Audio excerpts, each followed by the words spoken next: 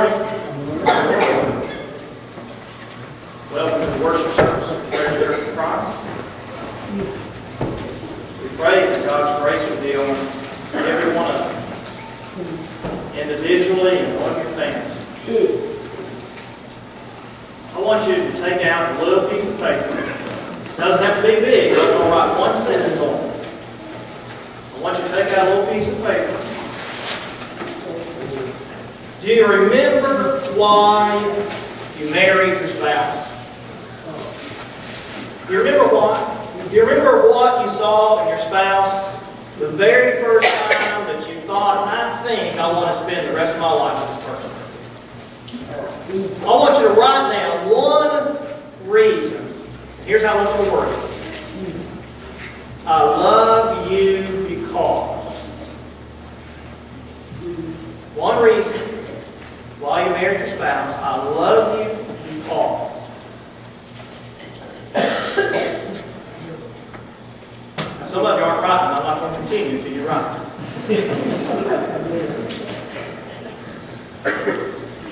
Now, just set that aside and we'll come back to it at the end of the lesson. What is romance? I saw something this last week that I thought was pretty romantic. Let me tell you about it. It probably doesn't fit a lot of people's definition of romance, but let me tell you about it and see if you agree with it. I was at the lectureship course this last week at Freed-Hardeman.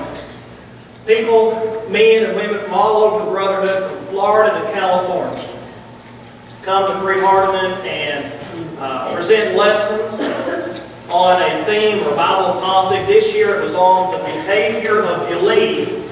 And the lessons dealt with James, 1st and 2nd Peter, 1st, 2nd, 3rd John, and Jude. Some ladies' classes, 5,000 people there in the auditorium. 3:30 every afternoon, they have a question and answer session. One of the Bible professors at Freed-Hardeman is the moderator. People write in questions either from campus or from other places. They can email them in. And Brother Ralph Gilmore gives his answer to the question. And then he opens the floor up. There's a few microphones scattered throughout the audience. And anybody who wants to can come up and either challenge him. You know, we don't all agree on everything. They can either challenge him, or they can ask a further question, or they can make a comment, or whatever. Well, Tuesday afternoon, the question was, how does God answer prayers in the sense that sometimes we don't know what we need to pray for? Do we know what we need to pray for? Do we don't always know what we need to pray for and so forth? Well, there was an older brother whom Rachel and I know we're very close to, Georgia Dolores knowing, Earl Edwards. And in that, after that discussion about not knowing what to pray for, and somebody made the comment that we always know what we need to pray for. And he came up to the microphone, and he's been married to his current wife, Laura, for, I don't know, maybe 30 years or so. But he was married before that, and his wife passed away from cancer. Now, he's been married to this woman, like I said, for 3 decades or so. And he was married to her for many years as well. But she's been passed away now for 30 years. And he comes up to the microphone and he said at the end of her life, she had dealt with cancer for quite a while. And at the end of her life, with her body being racked by that disease, she said, Earl, she said, I want you to pray that God will take my life. And here this man is 80 years old and been married to a second wife now, like I said, for 3 decades. And I was sitting a ways away, so I couldn't see it, but you could hear it in his voice.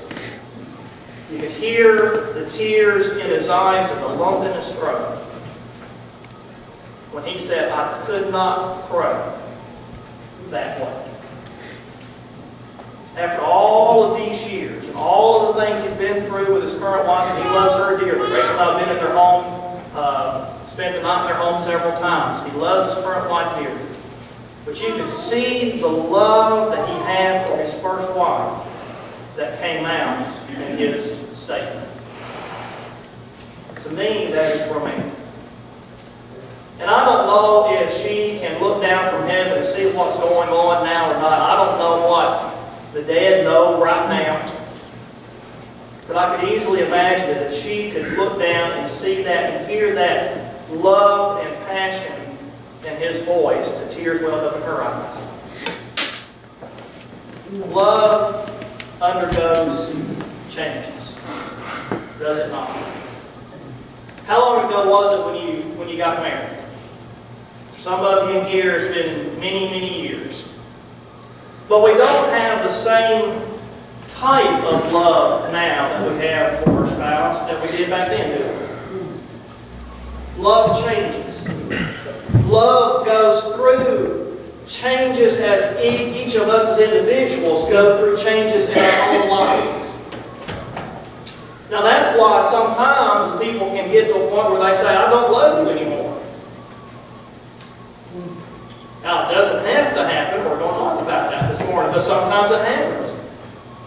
They get into certain areas of their life and they say, I just don't feel that way anymore. But love, as it grows and matures and develops, it gets expressed in more creative ways. We start off in our marriage, maybe in our 20s, and we have all kinds of dreams. Now, life needs dreams. Dreams are what gives your life direction. Dreams are what holds your relationship together through hard times. Dreams are the gasoline that propels your life forward. And when you first get married, you have all kinds of dreams. And it's good to have dreams, but life can't be built only on dreams. Building your life on dreams is like building it on sand. Because dreams don't have any limitations. Dreams aren't limited by finances. Dreams aren't limited by your measure of health. Dreams aren't limited by other limitations. And so dreams have to be tempered by reality. And so as we grow through our lives together, we have to understand that dreams have to be tempered with reality, but we don't need to turn loose with the dreams. We get engaged, typically in our mid-20s. It's a little older now than it was, say, 30 years ago, but still in our mid-20s. And you know what? We're still changing in our 20s, aren't we? From the time we graduate from high school around 18 until about 28 or maybe even 30, we as individuals are still discovering who we are. We're still discovering what we want to do in our life. But then when we meet that person that gives us warm fuzzies, and butterflies in our stomach, sometimes we get focused on that person and that attraction, and we forget that we're still trying to decide who we are. And again, that's the reason why sometimes divorces happen in the early 20s or late 20s, early in the marriage. Because somebody at some point now says, you know what, I'm married, but this is not who I wanted to be. They were blinded by love and then decided that is not what I want to be. When you were dating, did you do some funny things? When I was in Free Hardeman this last week, I remembered one time, it was raining, and Rachel said, let's take a walk in the rain. So I took a walk in the rain. You do anything crazy like that when you were dating? Do you do anything crazy like that now? Rachel says, oh, come outside and look at the moon with me. Now, I'm not a spontaneous person. I've told y'all that before. The only time I'll be spontaneous is if I can put it on the calendar. Okay, I'll be spontaneous next Tuesday at 2 o'clock. You get with me then and I'll be spontaneous. Rachel says, let's go out and look at the moon. And I'm like, I just got settled in my recliner, but I get up and go. Because looking at the moon with Rachel gives her warm fuzzies. Looking at the moon, not me being with her, but looking at the moon gives her one buzz. But you see, love matures, and it changes, and it ought to deepen.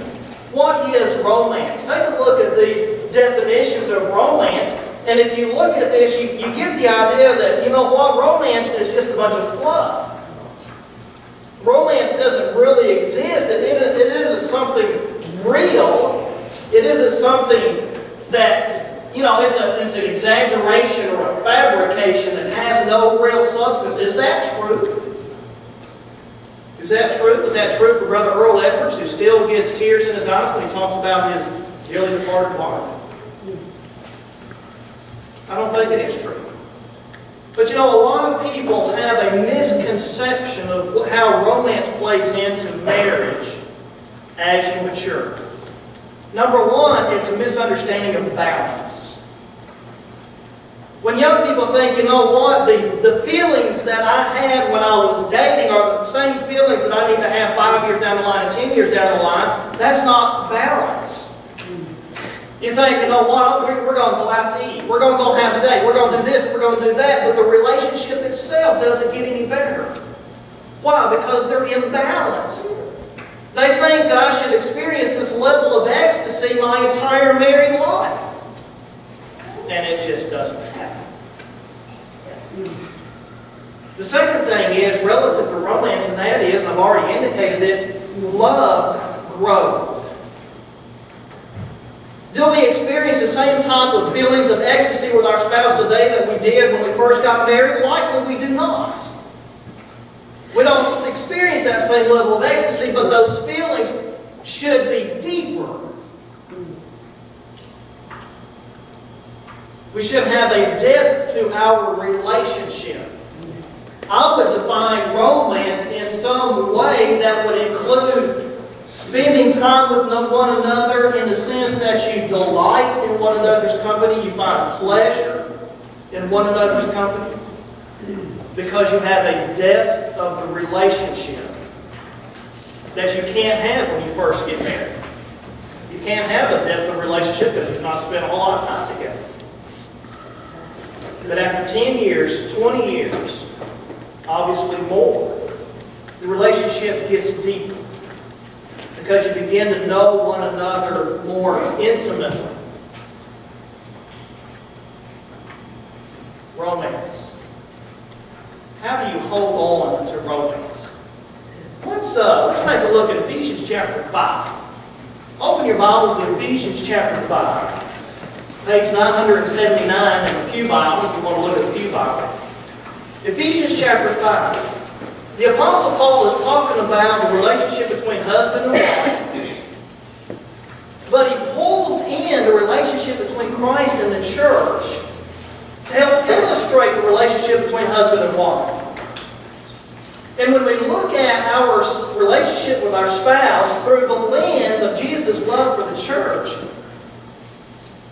it ought to help us have a deeper relationship with our spouse. Look at what Paul says in verse 25. Husbands, love your wives, as Christ also loved the church. Men, love your spouse, love your wife the way Jesus loved the church. Well, how did Jesus love the church? He gave himself up for her. What is the thief of romance? Selfishness. Selfishness is the thief of romance. Look down at verse 29. Let's look further to see how Jesus loved the church. Look at Paul's words in verse 29. Let's read verse 28 to go along with it. So husbands ought also to love their own wives as their own bodies. He who loves his own wife loves himself. For no one ever hated his own flesh, but nourishes and cherishes it, just as. You see that? There's the comparison.